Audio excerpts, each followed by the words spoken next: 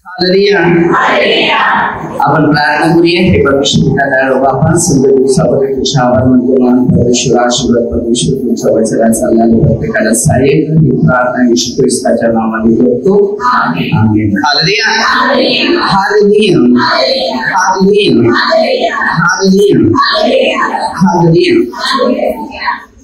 मत्तेमध्ये ना आपण वचन वाचतो की 9 अध्यायामध्ये 1 ते 6 वचनामध्ये की एक विश्वासी मनुष्य होता. आता जर तुमच्यामध्ये एखादा विश्वासी मनुष्य आहे आणि तो येशूकडे आलेला आहे आणि येशूने त्याला जर पाहिलेला आहे की खरोखर हा श्रद्धावंत आहे आणि हा एक विश्वासी आहे आणि तो त्याला बघतो आणि त्या काळामध्ये त्याला परत तसं या काळामध्ये पण तुमचा जर विश्वास आहे तर तुमच्या पापाची क्षमा होणार आहे आणि तुम्ही सुद्धा बरे होणार. त्याला वचन घेऊया.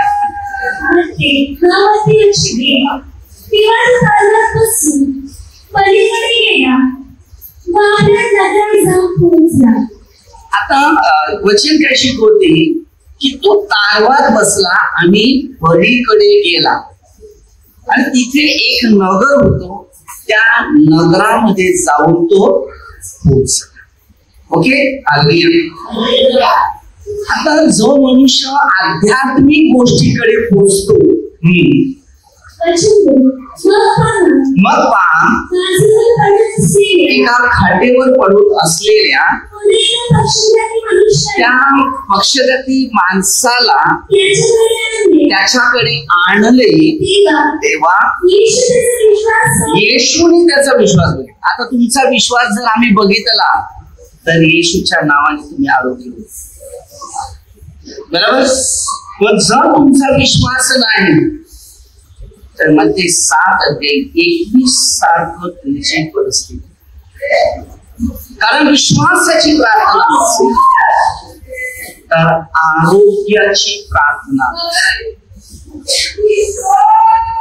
आपण कधी कधी एक पॅम्पलेट छापतात म्हणजे एक जाहिराती छापतात की अमुक तारखेला अमुक ठिकाणी हिलिंग प्रेयर आहे, आरोग्यदायाची प्रार्थना आहे. काय बोलतात? हा. मग ते कोणीतरी वाचतो आणि एक दिवस त्या तारखेला त्या टायमाला जाऊन पोहोचतो आणि तो डिसिजन घेतो की आज हिलिंग होणार. बरोबर बरोबर. तू त्या विश्वासाने येतो आणि इथे विश्वासी जी लोक आहेत ते सिंगिंग उत्साहित गाणी गात असतात. बरोबर. आणि गाणी गाऊन गाऊन मग लोक नाचायला सुरुवात होतात. बरोबर. नाही आणि तिथे स्तुती करायला सुरुवात करतात की जीवित परमेश्वर जो किती महान आहे आणि ह्याची स्तुती धन्यवाद हमेशा असतात. आणि त्याद्वारे टाळ्या बरोबर नाही का ढोलकी कॅशू घेऊन तुम्ही आता बघता तिकडे वाजवलेले आहे ना वाजवत. बरोबर. आणि जर मी तिकडे लिहिलेलं आहे आज हिलिंग प्रेयर तर लोक हिलिंग प्रेयरच्या तयारीत राहतात. बरोबर. पण मन परिवर्तन याची तयारीचं कोणी जाहीर केलेलं जात नाही. सगळीकडे एक शिक्षण आहे. लोकांना वाटते मला फक्त आरोग्य पाहिजे. आरोग्यासाठी 3 प्रश्न आहेत. आता यांनी प्रश्न कसे मांडलेत बघा. येशूने पहिला बघितला त्याचा विश्वास. बरोबर. दुसरं त्यांनी बघितलं की त्यांनी केलेलं पाप. बरोबर बरोबर. काय सांगितलं त्यांनी? त्याचा विश्वास पाहून आणि तो आजारी पडलेली व्यक्ती. बरोबर ना. पहिला पाप बरोबर विश्वास आणि आजार या 3 गोष्टी त्या मनुष्याच्या जीवनामध्ये पडलेल्या आहेत आणि येशूने पाहिलेलं आहे. पहिलं तुझं पाप आहे तर तुझ्या जीवनात आजार आहे. तुझा विश्वास नाही म्हणून तुझ्यामध्ये पाप राहिलं आणि तुझा विश्वास आता जोडला तर तुझा आजार बरा झाला. हा एक नियम असतो, बरोबर. आणि त्याने जो तिथे हिलिंग लिहिलेलं नाहीये, तिथे फक्त विश्वास लिहिलेला आणि त्याचा विश्वास पाहिजे. आता जर तुमचा एक विश्वास मी पाहत आहे आणि तुम्हाला सांगत आहे की तुम्ही आज विश्वास आहे आणि तुमच्या पापांची क्षमा, बरोबर, मग तुम्ही उठ आणि आपली आज घे. हा विश्वास मेन पहिलं पाहिजे, विश्वास. त्याच्यानंतर तुमचं पाप आहे ते तुम्ही मनापासून कबूल करत आहे तर क्षमा नक्कीच होत. कारण मध्ये 6:14-15 ते वचन, जर तू तुमच्या अपराधाला क्षमा केली, त्यांनी 36:32 मनामध्ये पाप कबूल केलं तर मन ओळखणारा प्रेषित 1:24 येशू ख्रिस्त होता आणि तो सर्वांचा हृदय जाणणारा होता. त्याचं हृदय जाणलं येशू, समजलं. आणि हृदय जाणताना त्याला सांगितलं आपली वाज ये जिथून खासना आणले तिकडे नेऊन दे. आम्ही विश्वास वचन वाचू शकतो, पण वचनाचं जे मार्गदर्शक आहे, जे शिक्षण आहे, ते आत्मपरीक्षण करत नाही. म्हणून काय सांगितले, विश्वास पाहिजे. आता जर तुमचा विश्वास आहे तर तुमच्या जीवनामध्ये पवित्र आत्म्याचं दर्शन येईल. पण जर तुमचा विश्वास नाही, तिथे पवित्र आत्म्याचं दर्शन प्राप्त होणार नाही. तिथे दुष्ट आत्म्याचं दर्शन प्राप्त होईल, पापाचंही, बरोबर, नफरताचंही, द्वेषाचंही, देवाचं. जेव्हा ह्याच्या 3 गोष्टीकडे प्रभू येशूने पूर्ण लक्ष लावलं, तेव्हा तो उठला.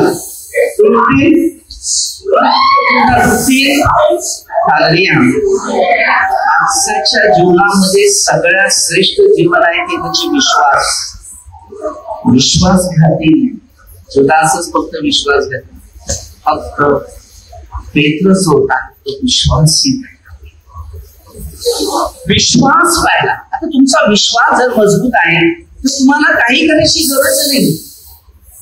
डॉक्टरकडे जातो मनुष्य, एक विश्वास ठेवतो, मग तो त्या गोळीवर विश्वास ठेवतो.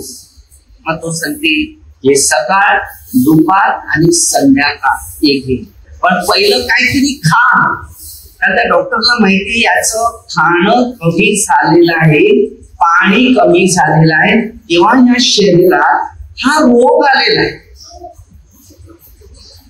तो सांगत नाही त्याला जाणं क्षमा करू, कारण त्याची ड्युटी त्याच्यात आहे. कारण त्यांचा तो शोध असा होतो की ह्याला आजार येण्यासाठी याला कारण आहे, जो वेळेवर पाणी पित नाही, वेळेवर काही खात नाही, म्हणून आजार.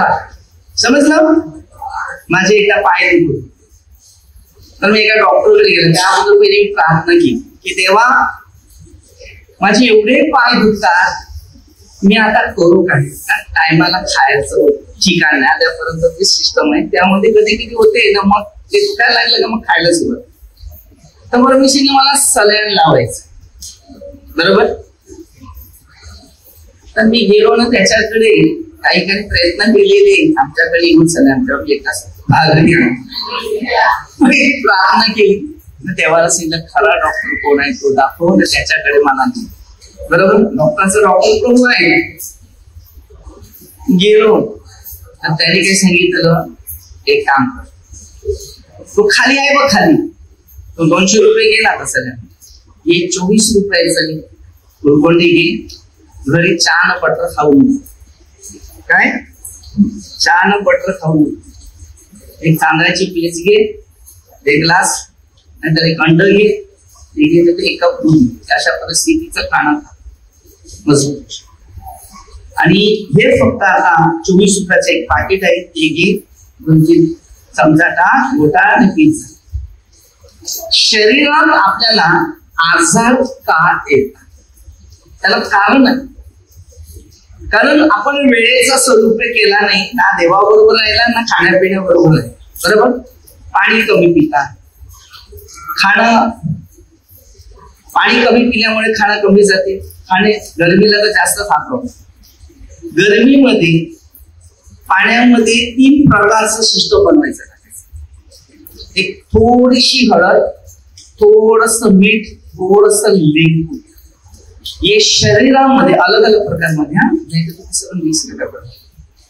तर थोड्या प्रमाणात ते टाकायचं, कारण घाम निघायला लागला ना आपल्या शरीरातलं हळद आहे ती उतरते, मीठ आहे ते उतरते. मग त्यामुळे गरमीला थोडस लाईटली मीठ आणि हळद घ्यायची. आणि दुसरा आहे लिंबू सरबत, म्हणजे त्यात साखर हळदी, कारण साखरपणा पण आपला येतो. एक सिस्टम आहे तुम्हाला मानवी डॉक्टरचे नियम म्हणजे जेव्हा जो देवाच्या नियमात असतो तो एकदम डोक्यावरचा भार खाली ठेवतो, म्हणजे त्याला डोक्यावर टेन्शन येत नाही ना, त्याला चिंता आहे. आता आपल्यामध्ये चिंता आहे, हे करायचंय, ते करायचंय, हे काम आहे, असं आहे, तसं आहे. त्याच्यामुळे मशीन गरम होते, डाक डाक डाक डाक डाक करते. बरोबर ना? असं हात धरून ठेव बघ, ते हृदय आलते का नाही बघू इकडे. टाक टाक टाक टाक गळ्याचे सेकंड काटे आणतात.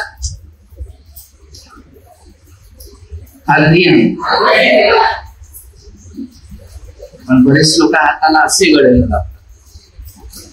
हे घडे त्या हाताचे घडे म्हणजे मोबाईलचं ते नाही यूज करायचं, ते शरीराला फार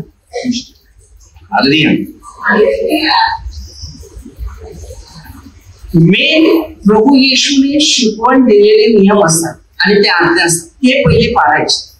आणि जर तुम्ही त्या आज्ञा आणि नियम पाळलेले असतील तर देव तुमच्यावर बरोबर आशीर्वादाचा वर्षाव करतो. कारण बघा, जो देवाचे नियम पाळतो तेव्हा युवांमध्ये 20:22 मध्ये दिले आहे, पवित्र आत्म्याचा स्वीकार करा. बरोबर, जो स्वीकार करणारा होतो तेव्हा त्याच्यावर स्वीकार करतो. ते भक्तिदायक मनापासून प्रार्थना करत होते म्हणून त्याने पवित्र आत्म्याचा स्वीकार केला. पण नाही झालं, कारण तेवढे नाही. जेव्हा प्रेषकांच्या कृत्यामध्ये येशू स्वर्गाला गेल्यानंतर त्यांनी पवित्र आत्म्याचा पूर्ण मनाने शोध केला. ते 7:33 प्रमाणे. आणि तो शोध केल्यावर पवित्र आत्मा अशा पद्धतीने त्याच्यावर उतरला गेला तेव्हा त्यांना सामर्थ्य प्राप्त झालं. आपण इकडे पवित्र आत्म्याचं सामर्थ्य घेण्यासाठी आलेली व्यक्ती नाही, आपल्या शरीराच्या गरजेसाठी आलेली ही व्यक्ती. मग आपण कोणत्या प्रकारच्या प्रार्थनेचा अनुभव स्वीकार करायचा? मेन पवित्र आत्मा, अभिषेक आत्मा, शांती देणारा आत्मा, सामर्थ्य देणारा आत्मा, ज्ञान देणारा आत्मा, वरदान देणारा आत्मा कोणता? जसा तुम्ही पवित्र आत्म्याच्या शिक्षणानुसार प्रवास करणार तसं पवित्र आत्मा तुमच्या जीवनामध्ये आनंद आणि सामर्थ्य आणि अभिषेक हे होण्याचं काम. माणूस पवित्र आत्मा घेत नाही, दुष्ट आत्मे हर एक व्यक्ती घेतो. आणि दुष्ट आत्मा ठेवायला लोकांना परवडत. राग, नफरत, द्वेष, निंदा, हेवा, अनेक गोष्टी आहेत. इतके माणसामध्ये भरलेले आहे. गलातियरास मध्ये 5:16-15 दिलेलं वचन आहे, प्रभूच्या दासाने भांडायचे. आपल्या परिस्थितीमध्ये एक शिक्षण आहे, देवापासून आत्मीय विरोध आहे, ती परस्पर विरोध आहे, ती परमेश्वराच्या विरोध आहे. आणि 9 हे सैतानी कृत्य मनुष्याच्या भविष्यामध्ये कार्य करतात आणि मनुष्य तिथेच कमजोर. आपलं जीवन एक पवित्र आत्म्याचं मंदिर आहे. या जीवनामध्ये फक्त पवित्र आत्मा हवा आहे. आज तुमच्यामध्ये पवित्र आत्मा आहे तर या पक्षघाती माणसासारखं तुमचं जीवन आनंदित आहे. तो बरा झालाय, मार्क मध्ये दुसऱ्या अध्यायामध्ये त्यांनी छप्पर काढून खाली उतरवलेलं अशा पद्धतीचं शिक्षण उल्लेख केलेलं या प्रत्येकानं 4 शुभवर्तमानामध्ये ना 4 वेगवेगळ्या प्रकारची अनेक गोष्टीमध्ये लिखाण केले. काही पक्षघातीविषयी, माणसाला अंधविषयी, अनेक गोष्टीविषयी लिखाण केले. आणि हे पवित्र शास्त्र म्हणजे अलग परिस्थितीमधला अनुभव घेणार. हे पवित्र शास्त्र कसं होतं तुम्ही बघा. मत्तेने देवाबरोबर राहून ते कशा प्रकारे कार्य केलं ते मत्तेचं काय शुभवर्तमान वेगळं. त्याच्यानंतर मार्क होता तर मार्कचं शुभवर्तमान वेगळं. लूक हा वैद्य होता आणि वैद्याच्या जीवनामध्ये काही घटना झाल्या की मी डॉक्टर असून सुद्धा माझ्यामध्ये या घटना चांगल्या झाल्या नाही. मग ह्यानी कसं म्हणजे हा देव आहे बरोबर. योहान मध्ये 3:3 मध्ये वचन इस्रायलचा गुरु म्हणजे एक धार्मिक गुरु होता. आणि हा धार्मिक गुरु असल्यामुळे त्याच्यातून धार्मिक गोष्टी घडल्या नव्हत्या, त्याने सामाजिक गोष्टी घडवल्या. आणि ह्या धार्मिक गोष्टी जेव्हा समजला त्याला माहीत पडलं येशू ख्रिस्ताच्या द्वारे मिळतात असं, तेव्हा तो रात्री आहे. आणि हे चिन्ह आणि चमत्कार हे येशू ख्रिस्ताच्या द्वारेच बनले. तेव्हा त्यांनी त्याचा विश्वास कसा होता. हल्लिया आणि विश्वास बघितला की खरोखर चमत्कार करतात जोडीला. तेव्हा ते सांगितलं हे चिन्ह आणि चमत्कार देव बरोबर असल्या वाचून कोणाला करता येत. हे चिन्ह आणि चमत्कार देवापासून होतात, कोणत्या व्यक्तीपासून होत नाही. आता जर माझ्या देव जर आहे तर तुमच्यामध्ये चमत्कार आहे, पण जर माझ्या देवच नाही तर चमत्कार कसे. कारण मी माझंच काम करायला लागलं तर माझ्याद्वारे काय काम होणार. जर मी देवाचं काम करत असेल तर योहान 15:4-7 प्रमाणे देव माझ्यातून काम करणार, कार्य करणार, प्रचार करणार, सुवार्ता सांगणार, अभिषेक करणार, अद्भुत गोष्टी बनवणार. आपलं जीवन पवित्र आत्म्यामध्ये जोडलेलं पाहिजे. आपल्याला पवित्र आत्म्याच्या दानाने भरताने भरून काढणार की हे देवाचं राज्य. आणि जर तुम्ही देवाच्या राज्यामध्ये प्रवेश करत असेल तर देव तुमच्यामध्ये आत्मिक शिक्षणामध्ये एक प्रवास करेल आणि तो तुम्हाला सहाय्य, सामर्थ्य, अभिषेक, अद्भुत हे मार्ग. आता आपल्या भविष्यामध्ये पहिल्यांदा शिक्षण घेताना मेन आहे पवित्र. कोणतं शिक्षण. पवित्र.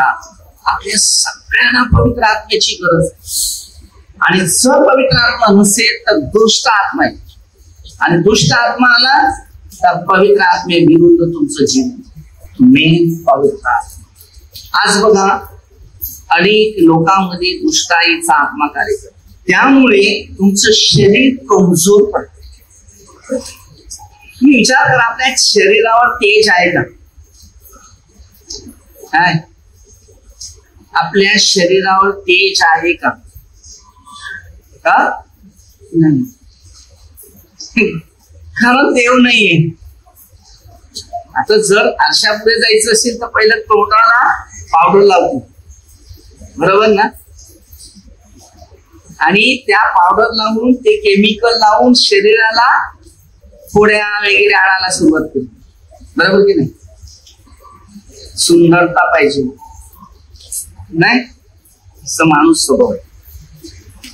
तो विचार करत नाही हे केमिकल माझ्या शरीराला इथे अनेक प्रकारच्या फोडी किंवा चामडी खायला सुरुवात होईल, कारण ते केमिकल आहे. तसेच बघा पाहिजे बरेच लोकांच्या चेहऱ्यावर फोड आहे. हर चीज केमिकल आहे. केमिकल यूज नाही करायचं.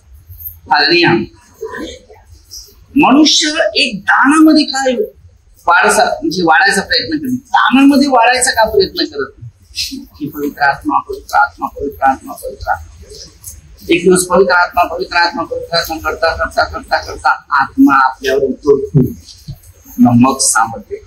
मी जेव्हा प्रार्थनेमध्ये स्टार्ट सुरू केलं ना तर माझ्या मुखामध्ये एकच शब्द निघाला, हालेलुया, प्रेज लॉर्ड, एक शब्द नाही. आधीपर्यंत मी लोकांशी जास्त बोलणे गरज आहे एवढं बोलतो.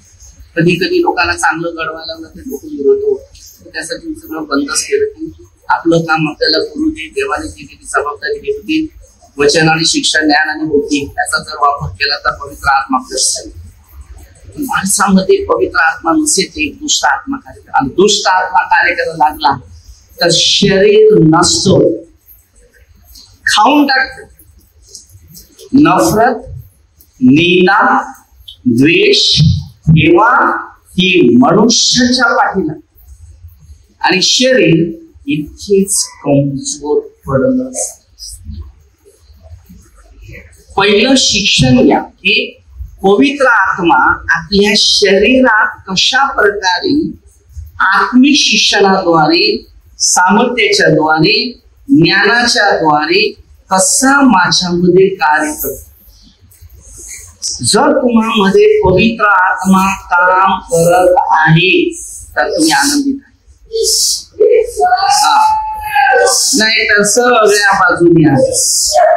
आजार कुठले नाही, सगळ्या घरामधल्या सगळ्या बाजूच्या आपत्ती तुमच्या घरात आहे. धंद्याचा प्रॉब्लेम, घरात किटकिट चालू आहे, मन स्थिर नाही, झोप लागणार नाही, कोणाकोणाबरोबर किटकिट सुरू होईल, निंदा सुरू होईल, नफरत सुरू होईल, काय न काही प्रश्न येतील ते तुम्हाला नाही समजू शकत. पण जर पवित्र आत्मा तुमच्या जोडीला असेल तर तुमचं मन आनंदित राहील. नुसतं हस्त जीवन राहील, शांती शांती शांती. नुसते अंगाला तुमचे असे क्षार येतील ना, सगळं दुष्टही तुमच्या आयुष्यात. मग बघा किती पावर होतो. पवित्र आत्मा, मला सांगा, एवढा लोक असते, किती चांगल्या व्यक्ती बरोबर आपले संबंध चांगले आहेत. माझ्या मामा आणि माझ्या मावशीचा मुलगा, एक मनुष्य विश्वास देतो, त्या विश्वासी घंट्याने माझा विश्वासघात करण्याचा प्रयत्न, नावाची घटना, गुंडगिरी. मला बोलवण्यात आलं, सांगितलं, राग नव्हता आला त्या टाइमला, राग आला, आता नक्कीच मारलं. मी गुन्हा केला, मारून नाही होत, चेंज करून. मग त्यांनी मला चांगला सल्ला दिला, मावशीच्या मुलाने, मामाने. ठीक आहे, मग मी ऐकलं. पण तोच विचार केला की माणसाशी जास्त बोलायला, आता हे शास्त्र वाचल्यानंतर सगळ्या गोष्टी कळायला लागल्या.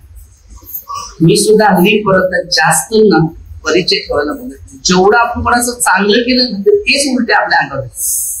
येशूने पण चांगलं केलं तेच त्याचा विश्वास घ्यायचा. डिसिजन कसं घेतं ना, की जेवढं चांगलं करतं कर आणि बाजू न, कारण ते त्यांना समजत येत. कारण तो एक आत्मा असतो, आपल्या शरीरात एक दुष्ट आत्मा कार्य करतो. तो कधी कधी तुम्हाला पाहून नाही देणार तो कोणता आत्मा कार्य करतो. मग तो आत्मा जर असला ना, तो तुमच्यामध्ये चांगल्या गोष्टी करून देणार नाही. नफरत, निंदा, द्वेष किंवा आणि रोज भडकवाचा आत्मा तो काम करतो. त्याप्रमाणे 12,000 आता चाललेला काळ, आणि यो आत्मा तुमच्या शरीरात प्रवास करायला लागला तर तुम्ही कोणाचं चांगलं बोलणार.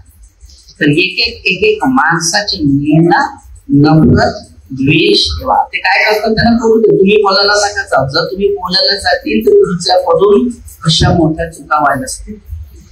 म्हणून शांत व्हायचं ना, फक्त प्रार्थना करायची. तुम्ही शिकवलंय ना, या पवित्र लोकांविरुद्ध ते मुक्ती, ते सतावतील, तुम्हाला दुखवतील, काय करू नका, तेव्हा आनंद करा. कारण प्रभूने पहिल्यांदा शिक्षण देताना म्हणते 5:2 पासून 3 शिकवलं. तर पहिल्यांदा शिष्य तयार केले ना, तर त्या शिष्यामध्ये एक गुण पहिले सोडले, माझ्या नावामुळे तुमची निंदा, नादश्री आणि जे शर करतील ते धन्य असं म्हटलं. असेल ना, माझ्या नावावर जे येशूचं नाव घेतील तेव्हा तुम्ही प्रभूचं नाव घ्यायला सुरुवात करते तेव्हा लोक तुमची निंदा ना करतील. आपलं जीवन आहे ना आत्म्याने वाचव. कशाने? आत्मा पाहिजे, मला पवित्र आत्मा पाहिजे. कोणाच्या पाठीवरून घाम उतरला सांगे. आपल्या प्रत्येकाला ते अनुभव, जसं तुम्ही पवित्र आत्म्यामध्ये प्रवास करणार तो आत्मा तुम्हाला शक्ती देतो. कोणाचे हे दुखते, हे आपल्या प्रत्येकाच्या जीवनामध्ये एक पवित्र आत्मा काय शिकवतो, काय मार्गदर्शन करतो, काय घडवतो हे लक्षात घ्या.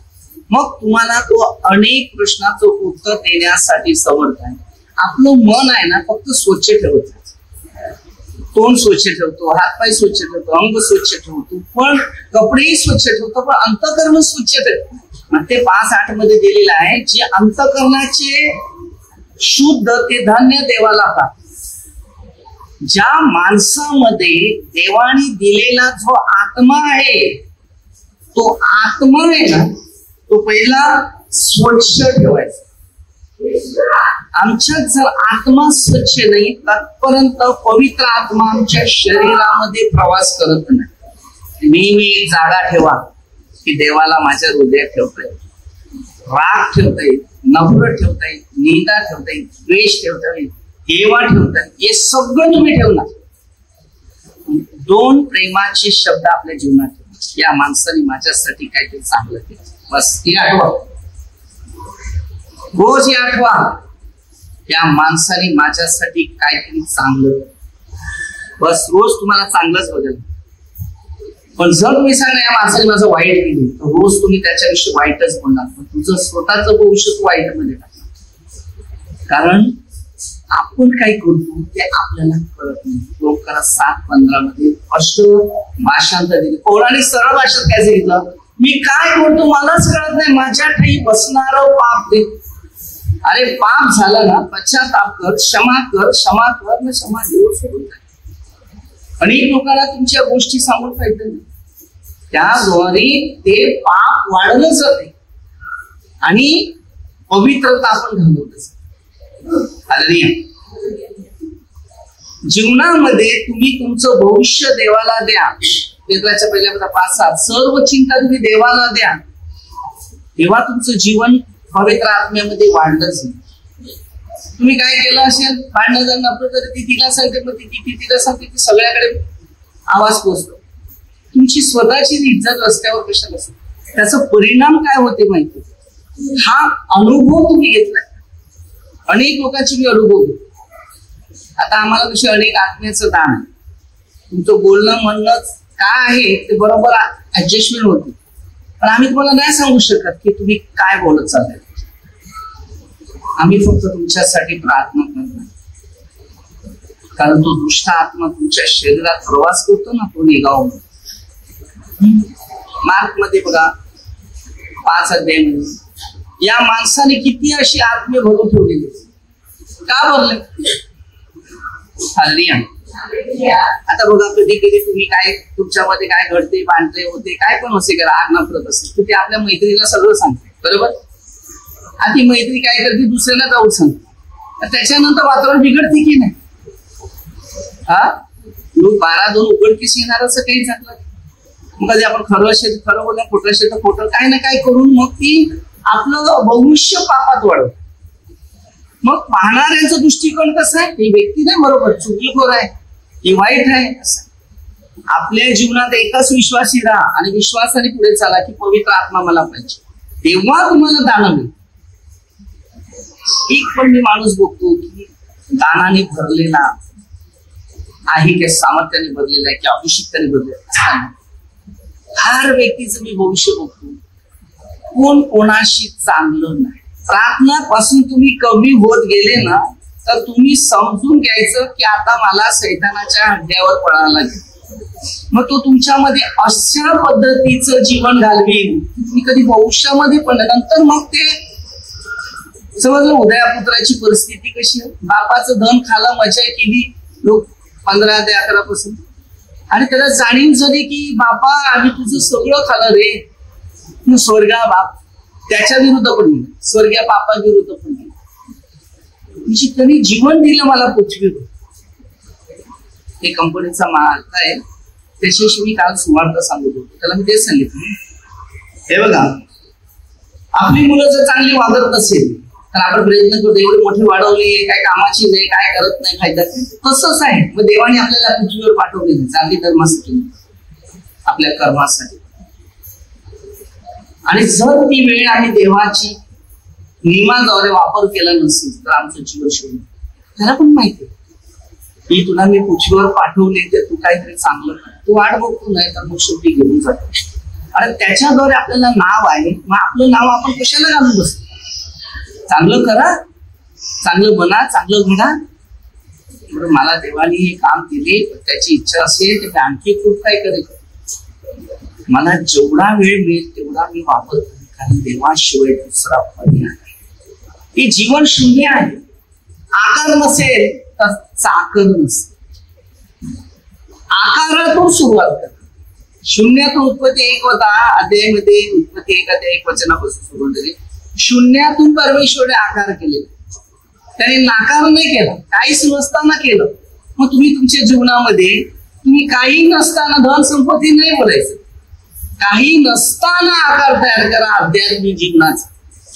आज जर आम्ही आध्यात्मिक शिक्षणात नसेल तर आमचं भविष्य शून्य आकारात असेल.